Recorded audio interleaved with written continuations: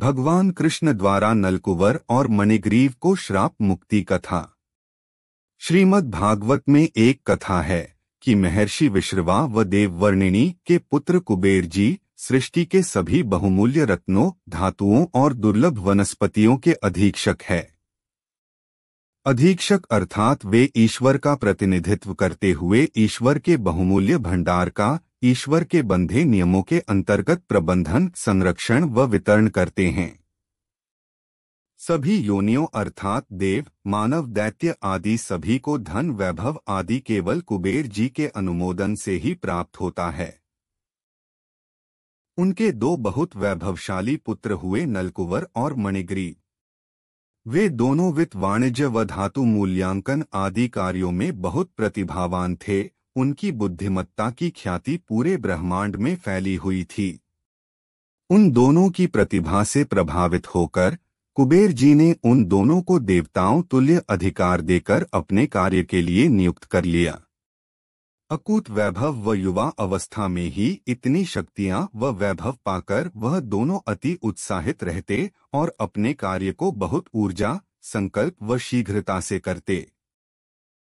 उनके वैभव व शक्ति से आकर्षित होकर कई अप्सराएं व दानव सुंदरियां उनके आसपास रहने लगी और धीरे धीरे दोनों भाई जब अपने कार्यों में पारंगत हो गए और अपने जीवन में बाहर देखने का समय मिला तो उन्होंने अपने को एक भोग विलास से भरपूर जगत में पाया। धीरे धीरे उनको अपने कार्य, अधिकारों, यौवन आदि पर बहुत घमंड हो गया और वे दोनों मदिरा व सुंदरियों के जाल में डूबते चले गए। कुबेर जी ने उन दोनों को कई बार समझाया। कुबेर जी भी आखिर समझ गए कि पिता के समझाने से अब दोनों पुत्र नहीं समझने वाले। उन्होंने उनको दंडित करने का सोच विचार किया। एक दिन वे ईश्वर के पास सृष्टि के दिव्या रत्न भंडार का लेखा जोखा आदि की समीक्षा के लिए गए। ईश्वर को उनके चेहरे पर पुत्रों का तनाव दिखाई दे गया और उन्होंने मुस्कुराकर कहा, आप कुछ दिन महासागरों की संपदा का विवरण देखो और पुत्रों को पर्वतों की संपदा को परखने का कार्य दे दो। कुबेर जी ने ईश्वर की आज्ञा अनुसार दोनों पुत्रों को हिमालय व वनों आदि की संपदाओं की जांच व मूल्यांकन की जिम्मेदारी देकर स्वयं महासागर की तरफ चले गए। दोनों भाई बहुत प्रसन्न हुए कि अब पिताजी से मुक्ति मिली और पूरी तरह स्वच्छंद होकर भोग विलास का जीवन जी सकते हैं। पूरी तरह भोग विलास में डूबकर वह जगह जगह मदमस्त होकर विचरण करते। एक दिन वे ऐसे ही घूमते घूमते अप्सराओं व दानव सुंदरियों के साथ मंदाकिनी गंगा के तट पर भगवान शिव की वाटिका के समीप पहुँचे और अमृत रूपी मंदाकिनी के जल में मदिरा सहित जल में उतर गए और सुंदरियों के साथ वह उल्लास का आनंद लेने लगे। उसी समय ब्रह्मा जी के मानस पुत्र महर्षि नारद जी अपने प्रभु नारायण जी के अवतार का संदेश लेकर महादेव जी के पास जा रहे थे और रास्ते में मंदाकिनी नदी पड़ती थी। जैसे ही महर्षि नारद वहां से गुजरे, नारद के सामने स्त्रियों ने जल्दी से अपने को वस्त्रों से ढक लिया, लेकिन मदिरा और भोग में मदमस्त कुबेर पुत्रों की आंखें खुल ही नहीं रही थी और वे ऐसे ही बिना वस्त्रों के झूमते रहे और आंख खोलने की कोशिश भी नहीं की कि महर्षि के आगमन के दिव्य अनुभव की अनुभूति कर लें। दोनों भाई आंखें बंद कर मंदाकिनी के जल में एक जगह खड़े खड़े अपने हाथों को फैलाकर इधर से उधर झूम रहे थे, जैसे कोई बड़ा वृक्ष हवा में झूमता है। अपने सम्मुख दोनों भाइयों को पूर्ण नग्न अवस्था और आंखें बंद नशे में धुत झूमते हुए देखकर नारद जी को बहुत अपमानजनक लगा, लेकिन वह तब और भी क्रोधित हो गए जब वे दोनों भाई मंदाकिनी माँ की गोदी में है मदिरा आदि ले रहे हैं और प्रभु के धाम को भी अपमानित कर रहे हैं।